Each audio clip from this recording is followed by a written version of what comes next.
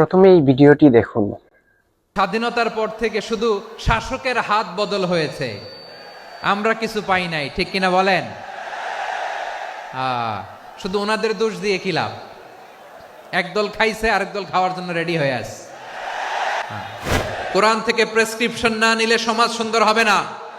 কোরআনের প্রেসক্রিপশন না মানলে রাষ্ট্র সুন্দর হবে না।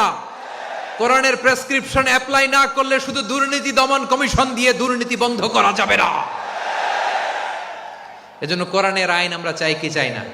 মিজানুর রহমান আজহারি তিনি টাকার বিনিময়ে তার বিভিন্ন অঞ্চলে গিয়ে তিনি ওয়াজ করেন, ভালো কথা, কিন্তু টাকার বিনিময়ে আপনি একটি দলকে হেয় প্রতিপন্ন করবেন, একটি দলের পক্ষে আপনি সাফাই গাবেন, এইটা তো বাংলাদেশের মানুষ আপনার কাছ থেকে আশা করে নাই।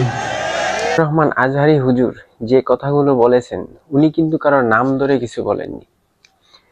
এখন যদি রাস্তায় পড়ে থাকা এক জোড়া ছেঁড়া জুতা আপনার পায়ে ফিটিং হয়, তাহলে কি সেই জুতার মালিক আপনি?